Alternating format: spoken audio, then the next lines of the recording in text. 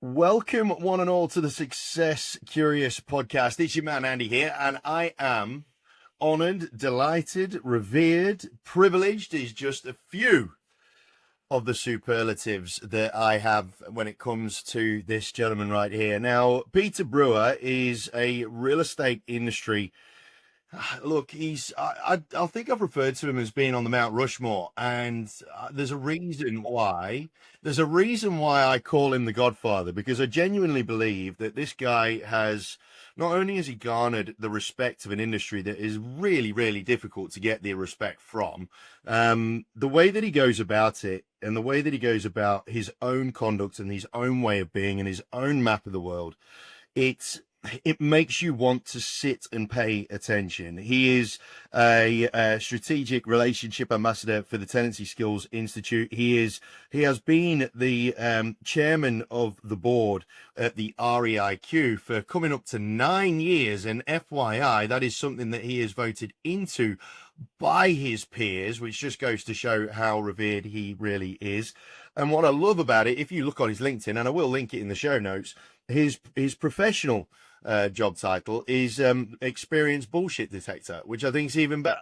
And basically that kind of sums him up, my friends. He is a gentleman of many years experience on this planet, but my word, he carries on like a 21-year-old, like going like a box of frogs. He's just written and published, or he's just about publishing his first book, Running Out of Saturdays, which I've had the privilege of getting an exclusive audiobook version of prior to its launch. And I can tell you now, even though Peter, he has been on this planet for a few more years than a few people, honestly, you just can't help yourself but just keep listening. You really, really can't. Peter Brewer, what a pleasure to have you aboard. How are you?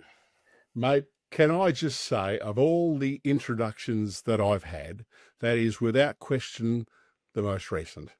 So thank you, mate. That was I can't wait to hear what I've got to say. This could be amazing. I want to meet this bloke. It's spectacular. Thank you, buddy. What an honor. Pleasure. Thank you so much for inviting me and giving me the opportunity to shoot the breeze with you. Honestly, and that's exactly what we're going to do, gang. You'll notice, team, as we go through this episode, I've had the fortune of having so many really, really cool people come onto this podcast. I'm very, very lucky. But when it comes to Peter, it's very obvious that a lot of people in business, I think in life generally, Peter, I think you would agree that a lot of people tend to come into anything with something of an agenda, right? But I believe that there are a few people on this planet that genuinely have no real agenda other than to do good in the world, and Pete is certainly one of them. But Pete, before we crack on and rock and roll with the meat and veg of this conversation, for those people that don't know who you are and are yet to be blessed by your presence, give us a bit of an MO as to who Peter Brewer is. Well, again, thank you. I'm incredibly honoured and I appreciate it. Andy, I am about 40 odd years, and they've been odd years, let me tell you, in the real estate profession, predominantly here in Queensland. I had a pretty successful real estate office on the base side of Brisbane for about 30 odd years. They was very kind to us. We were very kind to our community. But after about 30 odd years, I became tired, old, cranky, not fit for human consumption, and decided I should put my feet up on the teak, spend my ill-gotten gains and lie on the beaches of the world and let oceans of money wash over my glorious body. Unfortunately, I didn't have a glorious body, and so that failed to be. So I moved from operational, from running a real estate business, and I refreshed myself, revitalised myself, took a break and came back and said, how can I contribute to this wonderful industry or profession that's been so kind to me? And so Peter Brewer 2.0 was born, from real estate agent to I did a lot of work with the professionals. I did a lot of work introducing digital media into Australia and educating the Australian population on the effective use of digital, or in fact, Australia, New Zealand, the United States. And kind of, so I've been involved at all kinds of levels of the profession for the last 40 years, certainly the last 10 with the REIQ and some other organisations, trying to make it a better profession, trying to lift the standards, trying to educate us to be better. And I'm a great believer, Andy, in, you give to get. So when you said before about most people come with an agenda, my agenda is just to give. It's just to give. I don't market myself. I don't run ads. I don't, I don't have a mailing list. I just give to get. And I think you're very much the same. If you continue to give in this business, you get back whatever it is that you're looking for. And that's why the profession's been incredibly kind to me, and it continues to embrace me. And I never really know what I'm going to be doing next, but I know if I continue to give, opportunities continue to pop up left, right, and centre. The Tenancy Skills Institute. I love doing the work that we do with the Tenancy Skills Institute. We're Mm. making young people better tenants for the future, which will make them better human beings. So Mm. that, I'm a jack of all trades when it comes to the real estate profession, and I just love, love, love what we do and helping people. That's a bit Honestly, about me.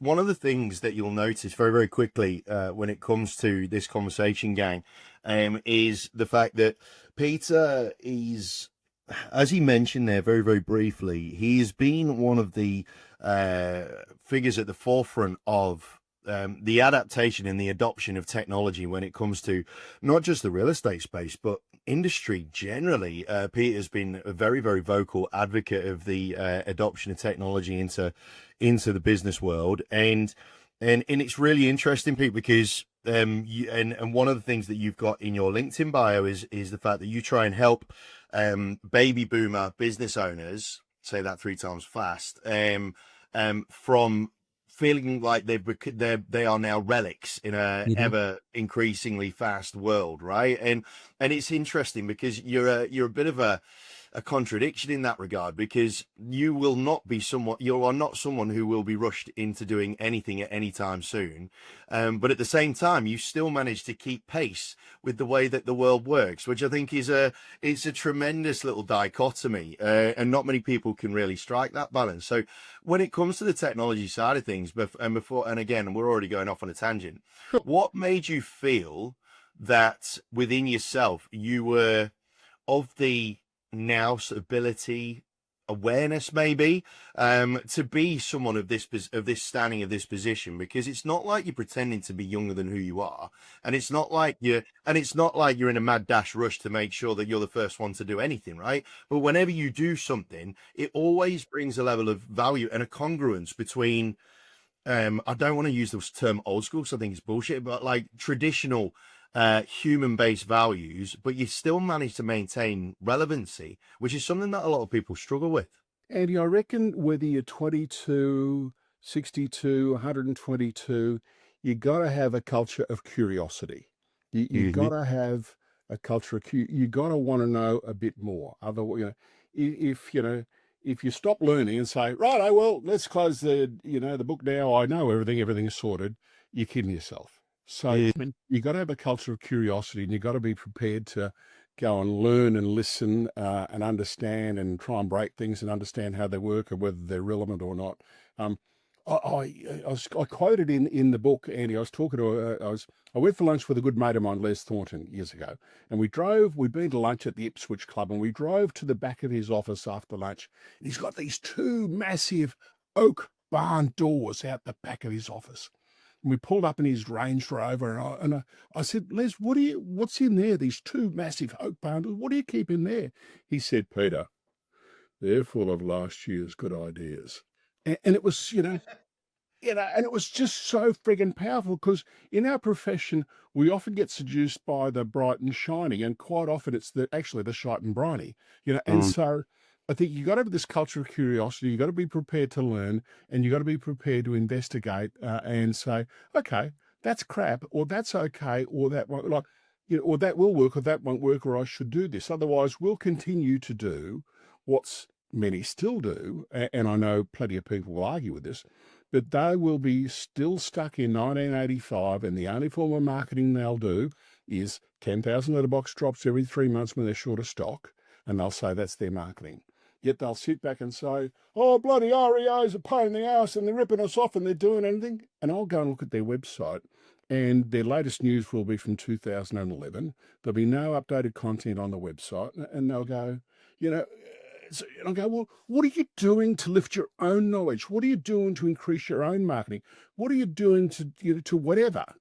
Or are you still going to be just dropping shit in people's letterboxes saying, yeah, that's my modern marketing? When I walk into a real estate business, Andy, and I say to a business owner, tell me, where's your inquiry come from? And they go, well, 90% of our business comes from online. I go, wow, well, if 90% of your business came from online, I reckon you must have a really fantastic online or digital media strategy and policy or strategy. And they go, oh, yeah. I go, what is it? And they go, well, it's what the girl does when she's finished her real work, you know? So, that's just the truth, No, it's So, so true. so it's, so you gotta, I continue want to learn more and understand more. And if we don't have that culture of curiosity, then you'll just do the same shit every day. It'll just be the same, and nothing changes. And then you get overtaken. So, I think that's really, really important, determining what's crap and what's not crap. Um, and then test and measure and see that it works. There's that great old saying, and I know you've used it a lot, is that, 50% of our marketing works. We just don't know which 50%. And so, you got to keep, testing and measuring what's going on. So that's a pretty long-winded answer to your question, if that was the question. Mate, I'm gonna dig into this whole culture of curiosity thing. That's where we're gonna head to, I reckon, in this episode. But before we crack on and the editor gets the shits with me, I've got to ask the question that we ask all our guests, which is, what your definition of a successful human is. Now, I've got my thoughts that it is contributed to by, it's not just in success, but also influence, connection, and happiness, and they all live in an ecosystem where one can't survive without the other. Peter Brewer, what is your definition of a successful human? Yeah, great question, Andy. And so let's talk about today, because today it's different to what it would have been when I was 25. Today it's having the respect of people that I respect. It's having happiness in my life. It's the ability to choose what I want to do and do business with whoever I want to, do business with. That I continue to help people. That's been something that was handed down to me by my mum. Just be prepared to help people. So look, they're probably the important things to me. So I deem my success if I've got the respect of people who are important, if I get to choose who I do business with, and that I can continue to help people, and I can see that it continues to make a difference. I had the honour of interviewing about 12 real estate professionals across Queensland a number of years ago, and asked them to come into the recording studio. And I said, bring the 4 photos that define success in your life. And only one of the 12 people brought along a photo of a red sports car. Everyone else, it was just, things that were important, things that made a difference, things that related to family, things that were, it wasn't about, lots of money or fast sports cars or holiday houses in Greece, or, it was that they could contribute to other people's lives and make a difference. Respect, happiness, choice, and contribution, man. Now that's a solid set of words for Yep. success, I reckon. Now, I want to ask you though, one thing that you just mentioned very briefly before we come back to this culture of curiosity piece, Yes. which is, you said respect, and you said it was very quickly, but I think it's quite a poignant thing that we might want to touch on. You said respect from the people, from the important people in my life, right?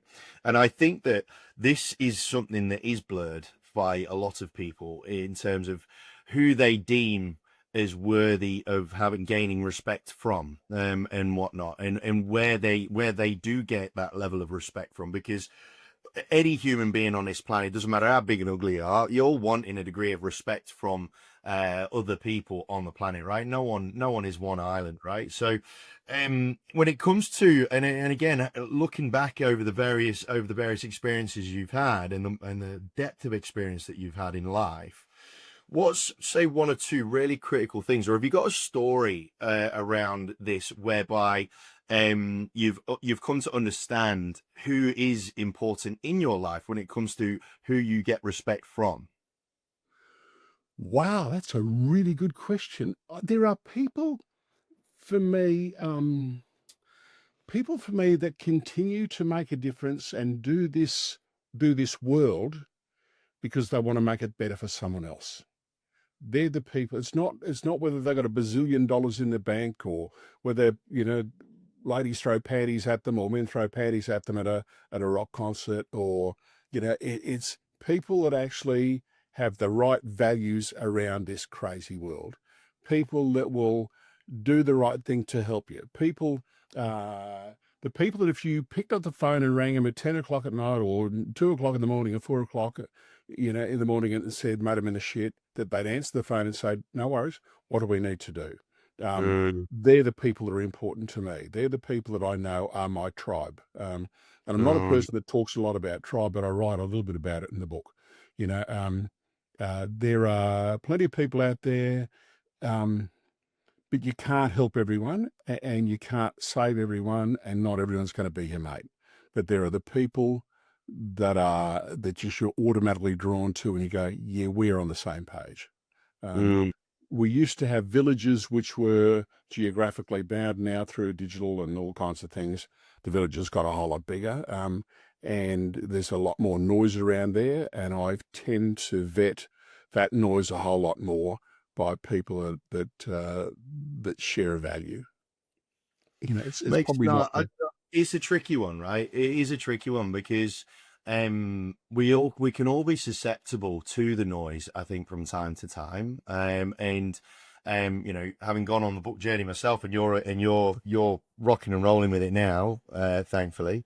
Um, it can be, whenever you have anything big and significant, it can be very easy for us to be tempted by the not adulation, but the pat on the bum from people that we're not really that fussed about, but we'll take it all the same, right?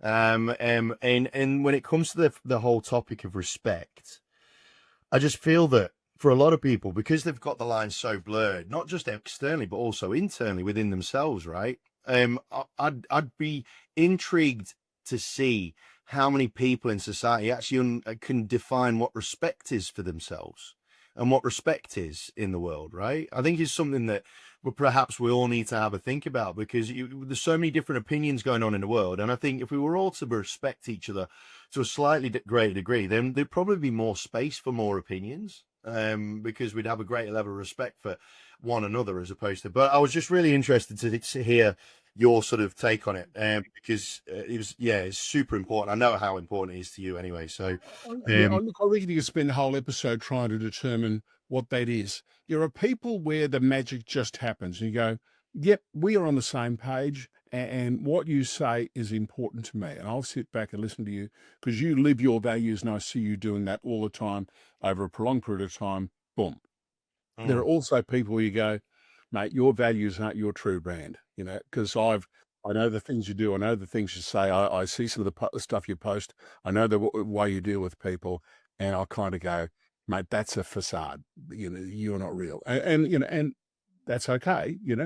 There'll be a relationship of sorts, but it won't be someone that I necessarily am going to respect. It's go, yeah, okay. fair. That's that's you. That you do you, but I know that's what's important to me.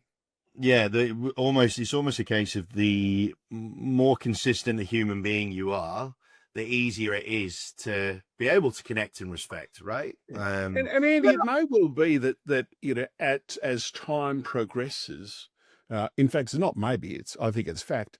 As time progresses, and I've got that, it does say bullshit detector on my LinkedIn, and as you get on in time, you kind of go, yeah, I'm going to cop less crap from people that don't, I'm getting fussier about who I do business with or who I might present for. Um, Sometimes I might, I shouldn't say this, but here we are. Sometimes if I'm asked to speak for some organisations, if the values aren't quite aligned, or I just think I might apply a 30% dickhead tax to the invoice, because you just go, yeah, Yep. yeah, this is going to be grief, or I don't know that you subscribe to really what I'm about. So I think as I get older, I've certainly become less tolerant to the people, uh, because I've got choice, and also I know where I can make a difference, And that's very important to me. I want to make sure that my days left on this planet, however many Saturdays they might be, are spent making a difference with people that will listen or that respect what I have to say, or, I don't need to be filling on someone's stage, or I don't need to turn up on someone's speaker list, so it'll make them feel, or look good, Yeah. um, I'm beyond the days of where people say, "Oh, come along and speak at our event for free. It'll be good. It'll be a good profile for you." I don't need any more profile. Mm. Fair. No, that's absolutely true. 100% And true. Now, I'm sure you've been there as well. You go, yeah, man. I mean, look, I want to dig into that because I can hear some of my listeners in the back of my head going, "Yeah, but I'm not in that position right now. I don't feel that I have choice to be able to just pick and choose." What advice could you give? Looking at your own battle scars, what advice could you give to those people that really are really feeling like they are not hamstrung, but they can't knock back purely based on their own personal preference, right? They've got an accountant to answer to, they've got a bank man to, and a bills to answer to, and all that. What sort of advice can you give to those people to help them reason with things to a greater extent? so if we're talking in the presenting type area, Presenting business generally. yeah, to just turn up and keep doing your thing. Yes, you might have to compromise in some form, but there's got to be a return for you somewhere. There's got to be a return for you, whether it's access to a database, whether the client is going to value add to the opportunity in some other form. But this, so I'm probably getting too granular here. But this whole caper of, mate, come along, speak at our event and piss off and get out of here and arrange your own car park and you can't stay for lunch. Like, seriously, give me access to your database. Let me talk to your people. There's a whole lot of other things. I just put some value on yourself, because if you don't put value on yourself, then, and I know this sounds cliche, but if you don't put value on yourself, or, determine there's got to be some kind of reasonable return, mate, I'd rather sit home and sit on the couch. If I'm going to go broke, I'll go broke on spending it on me, not spending Yeah. it on someone else. So value yourself. If you're going to compromise, do it, but there's got to be, it's a 2-for-1 or something rather. Um, they're the kind of things, but keep cracking away. Work on your content to the point where you can have that conversation. It's the same as a listing person, where you can have a presentation. We'll have the conversation. Is it about the fee, or is it about the quality of the material? Like, why don't you want to pay the money? You're Mm. worried that I won't deliver? Because you've asked me to present, so I'm taking a guess that you're happy with what I have to say. So is Mm. it your budget? Is that the problem? Is there a way for us to work through that? But don't just turn up and just, be a doormat and let people walk all over you, because, It's no, no. it's no way to be, and I think the key thing there, and it doesn't matter whether we're talking about speaking, whether we're talking about real estate sales, whether we're talking about rentals, whether we're talking about I don't know, retail, hospitality, whatever the case may be.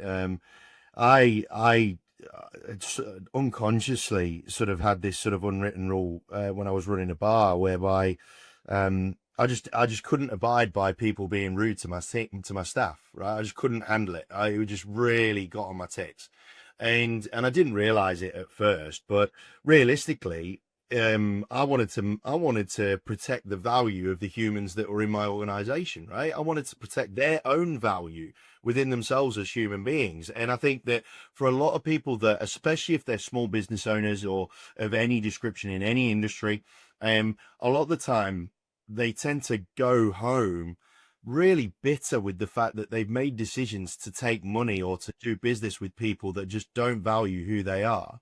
And it can be really, really difficult to come to terms with that and whatnot, and learn from that.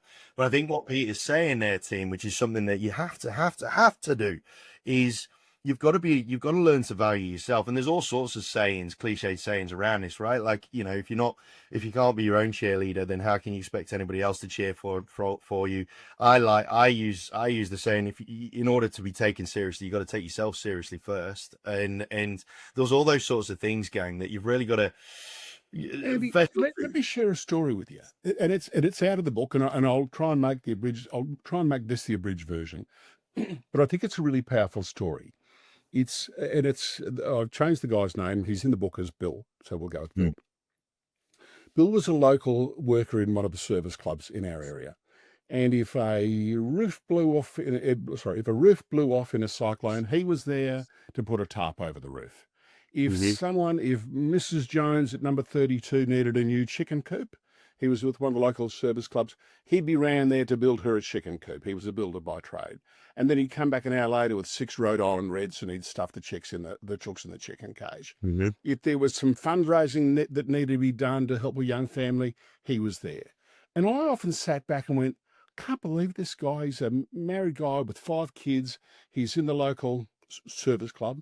He's there for everyone. Like, he was just there for everyone. Gave and gave and gave and gave and gave. One day I got a phone call from the Commonwealth Bank and they said, can you go around to such and such street, such and such number? We need an appraisal from you to tell us what the house is worth, what needs to finish it off, and what your marketing proposal is to sell it. And I said, oh, that's Bill's house. And they said, yes, we're now the mortgagee in possession. We're taking possession of the home. And shit. So I went around there and there's Bill with his old ute. He had spent all his time looking after everyone else for free and failing to finish his own house, but also to look after his own business, to put money in his own bank, to make sure his family was safe. And I had the horrible task of arranging builders to come in to finish the place. As I watched him drive off down this particular street at Manly West with his rusty old ute, his family, and no money, and I'm standing there with the keys to his house. That was devastating. Now, I couldn't not take the business. That wasn't an option. The bank asked me to do it. Got to do the business.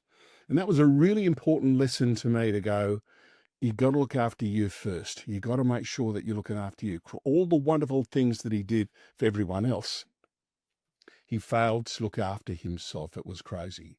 Now, there's another part of that story that's kind of relevant that goes into that again, I touched on the book, and it's very personal, but I'll share it because it's in the book. I kind of learned a few things from him, and I'll make this as quick as I can.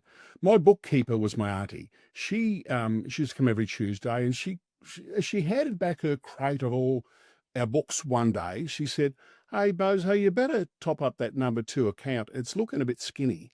And I said, "What are you talking about? We always had plenty of cash in the number 1 and the number 2 account." She said, "It's looking a bit skinny." And I thought, oh, she stuffed this up. About 2 o'clock the next morning, I'm thinking, I probably should see where she went wrong because she's obviously made a mistake. There'll be plenty of money in that account. I got up, went downstairs into the home office, 2:30 in the morning, checking things out. And all of a sudden I've gone, shit, I've got $36,000 worth of bills to pay next week, and I've got $9,000 left in the general account. Now, I had been spending my time looking after another project for someone, that was a passion project that paid no money, that did nothing to help but look at it. And I'm going, holy shit, how have I done this? I always had plenty of cash, but I had become that absorbed and obsessed about something else that I'd forgotten to look after this. Here's the amazing part of that. I sat there at 2:30 in the morning going, fuck, what have I done? How do I get out of this? I've got 15 people that are employed by me. I've got to make some decisions. I can't pay them all in 2 weeks' time with the next pay run. And an old mate of mine had said, I always remember him saying, in any time of crisis, the first thing to do is not panic. I thought, okay, don't panic. Go for a head clearing walk. Let's just think this through. What am I going to do to get myself out of this situation? And I'm going, how have I let it come to this? I was worried about everyone else instead of worrying about me. And anyway, I walked past one of my staff members' places. She called me in. She said, come on in, come and have a cup of tea. Or a shardy at 6 o'clock in the morning. Anyway, so I've gone upstairs and she could tell I was agitated. And she said, there's something wrong. What's going on? And I thought, well, I'm going to have to get used to giving bad news to people. So I might as well practice my scripts and dialogue on this particular person. Let's call her Sally. Anyway, I sat down and said to Sally, look, here's this thing. I've been that involved in this other stuff, doing that instead of looking after what I'm good at, what's important, what feeds the family.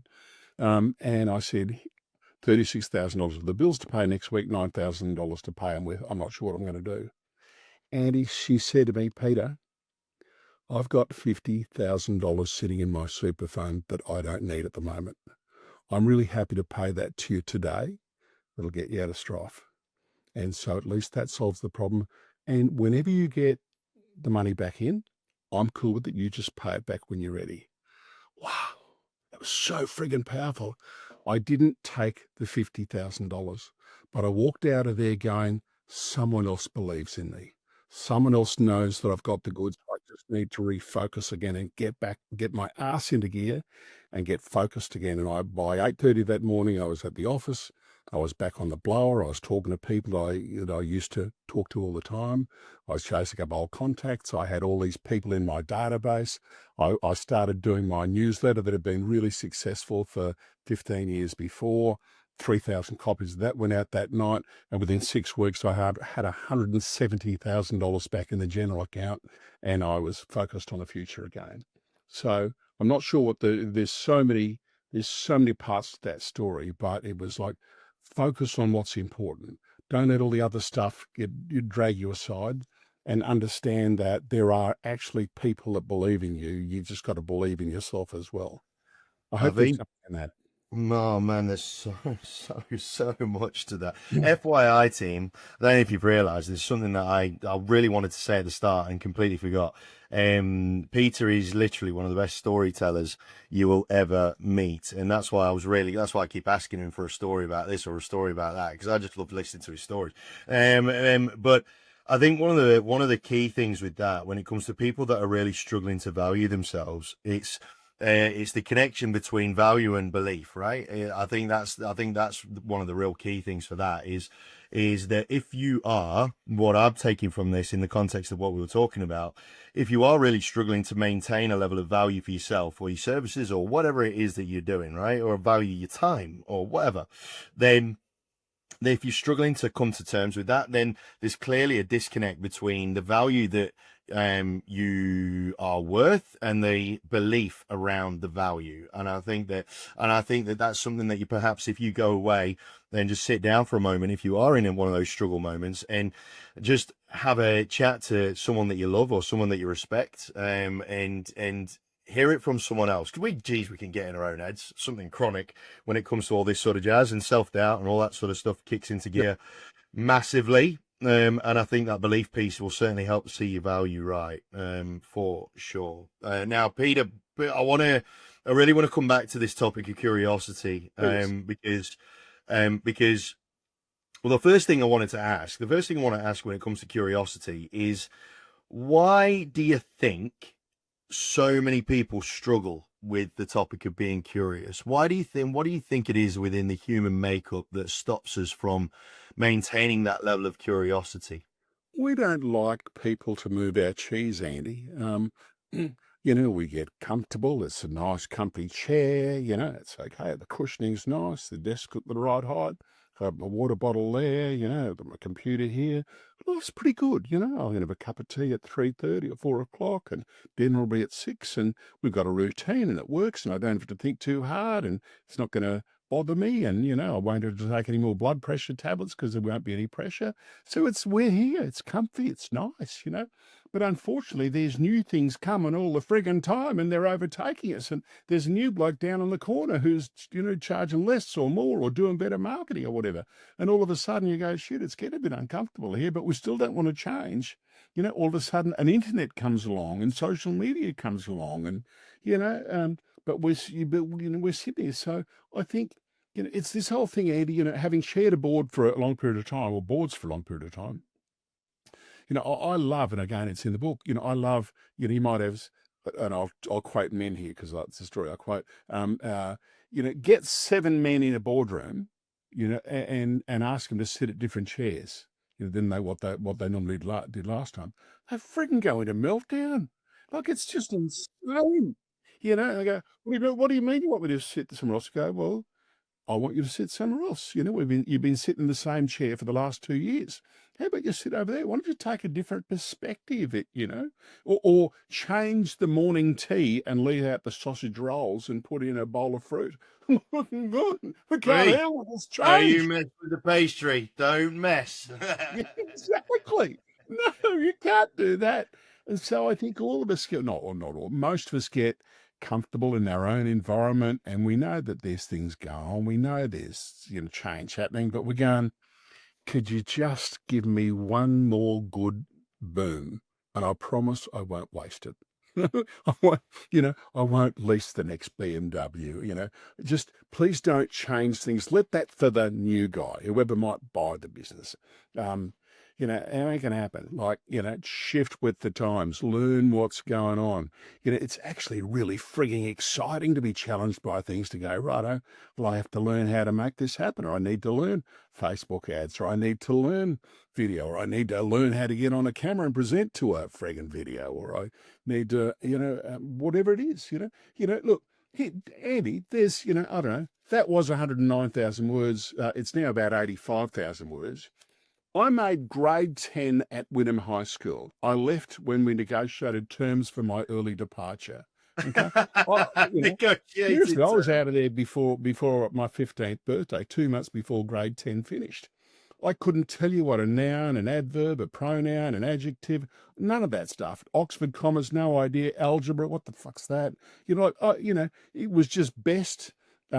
The school guidance officer said, you probably got an opportunity somewhere at Coles. I got 2 references, one from my maths teacher, and I was really looking forward to reading his reference. And it said, because I thought it was important I get a reference for my, to go with my resume. Bernie Lee wrote, I can confirm that Peter Brewer attended Wynnum High School from January 1976 to October 1978. That was his reference. The other one, and it was actually really powerful, was from a guy called Merv Miles, the headmaster. He said he's an independent type of lad with potential.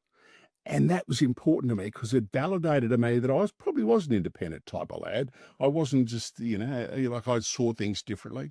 And so, but no one had a lot of belief in me, but fuck, I had belief in me. And Bernie's lack of, bearing in mind that Bernie had taught me for 3 years, but he wasn't prepared to attest that he'd actually done a good job, so when I sat down and wrote that, and I went, thud factor, I went, yes, here I am. I still don't know what an adjective, a noun, a pronoun, a verb, an adverb, and I still don't know what algebra is. And people bitch at me about Oxford commas, and I go, I don't care. Doesn't matter. But I'm frigging proud of what I've done because I've said I'm going to have a crack. And I've got the book launched coming up very soon. And I'm like this, hoping that my former school English teacher, who I'm still pals with, and who I made a lot of money for through helping him with the investments, and isn't that hilarious, is going to be there on the night as well. And I kind of go, so, you haven't got to be a genius student. You just got to give it a really good crack. Does it make any sense? Yeah, big time. Before I round this off, what do you think it was within you, looking back, what do you think it was within you that made you different? Because you just said before that you were independent. Maybe I was a bit different from everybody else. What was it? I do write about it a fair bit in the book. There's a chapter called "Make Your Own Kind of Music." It's an old Mama Cass song, and it's they try to tell you there's only one song worth singing, but you've got to make your own kind of music.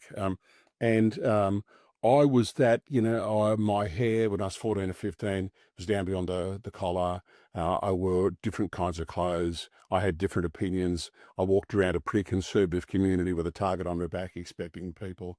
But I just went, and I don't know that I probably had a bit of rebellion in me, but I just went, no, I'm not going to be bound by, I'm not going to be a conformist. There's things I believe strongly in, and I think I should be able to say those. And I was really lucky that early in life, I met a few people who validated that I actually had something intelligent to say and validated me as a human being, and that I am a bit different, but that's okay. And I don't know that I'm that different. I've been fiercely independent, and I've loved that I've had the ability. I haven't been bound by a corporate paycheck. I've had to go and struggle, and I've woken up unemployed every day for the last 50 years of my life, and I've had to go out there and scrap and make $1 on my terms, not on a corporate paycheck. Does that make sense? And so I've enjoyed that fierce independence when I see and talk to so many of my colleagues who are bound by a corporate paycheck around what they can say. And I don't want to buy that. Now, I accept that some people will have to because they've got to put food on the table, and that's what they've got to do. But I've had the luxury of never having to do that, and so therefore I can say whatever the fuck I want to say. Has there been anything? I know I'm dragging this out now because I can't stop talking to you. Has there been anything over the trip that you wish you'd have said? I don't think so. Sometimes I might have massaged it gently so it's received slightly better than as forthright as I might be now. I was just actually looking at something. I just said to Tara, I've got to make sure I phrase this correctly as a comment on a LinkedIn post. I've got to make sure I phrase this. No, I'm still going to say it. I just might massage it so people don't get overly bruised on the way through. And it's not that I set out to intentionally bruise people, but mate, no, I probably held back on some things on a national basis, but I'll this is not the right forum for that.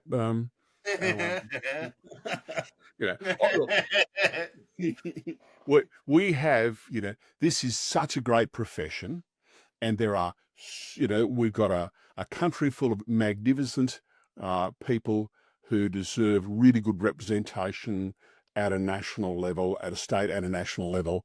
And some of us need to get our crap together to make sure that representation is there for everyone. Lots of people give lots for this profession. A lot of people, or some people, need to put their egos aside and say, what are we here for? What are we here for? We're here for the betterment of the profession. Put all the other crap aside and get on and make this a better profession. Right. On that, one final pre-final question. And this is not industry specific. I'm talking more sort of from a human sort of piece. I'm sort of really playing with this. I'm sort of marinating at the minute on this notion of what you don't challenge, you accept. Yeah.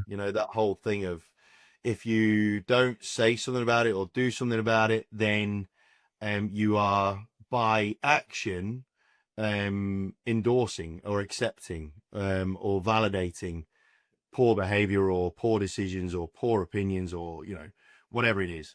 There are plenty of times though whereby you would love to do something or say something about something, right, for the betterment of people, but you don't, through the fear of repercussions with respect to whether it's your financial income or whatever the case may be.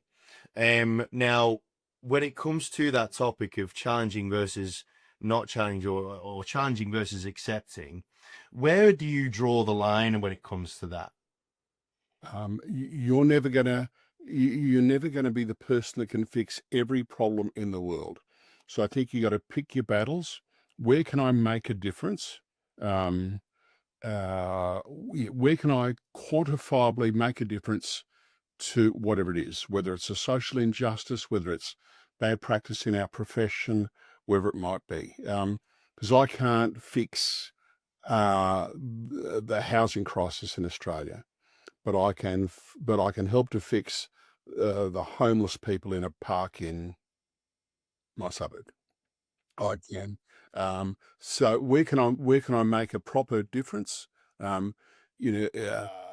Is there people that will give me a hand to do that, or can I do it my own? Does it involve bureaucracy that's going to stand in the way of it? We were once invited through the former state government to try and do something to affect to genuinely look after homelessness in our state, and we had the meeting with the minister and all his advisors and all that kind of crap, and we agreed on what the path was.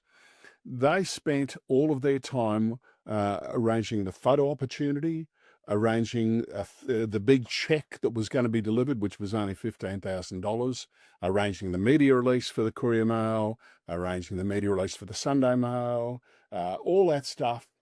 But not one of them had any interest at all in getting their frigging hands dirty to help us to do something about the homeless people. So I determined that there was more than one ways to skin a cat, and I wasn't going to be using them. So, so that's, I don't know whether that's the answer. That's the right answer. Well, it is the right answer.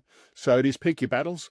Can I make a difference here? Is it going to be quantifiable? Is it the best use of my time? Yes, it is. Cool. Let's go and do that, because you won't fix it all. You can't fix it all, and that'll end up being a passion project that'll take you away from the people that are most important in your life, and that's your family. And you need them on the team to make sure you can go, that they do give you license to go and pick the right battles and win that friggin' battle. Do that one and do it really, really well, and show people that you can do stuff and they'll be on board. My mother was amazing at this. Somewhere up here, that's her. Mum passed away a couple of years ago. That's her. She was put in as a Bayside great by the local politician. Somewhere up here, that is her Silver Jubilee medal given to her by Queen Elizabeth II. And that's all for saying, how do I fix stuff? And the more stuff she fixed, the more people said, can you fix this? And she went, yeah, fantastic. And she spent a lifetime, 60 years of servicing and volunteering and looking after people. So, for no other reason than she could make a difference. But she did them one at a time. Let's just go. And then she got this huge band of people that just marched behind her going, yeah, let's go and do more. How can we make it happen? So good. So good. Pick your battles and do one at a time. I love it. Yeah. I love it. Love it. Yeah. Peter, I could talk to you forever and a day. You just, I literally You're too could. kind, buddy. You're too kind. Mate, I could sit cross-legged and just listen to you tell stories all day. I really, really could.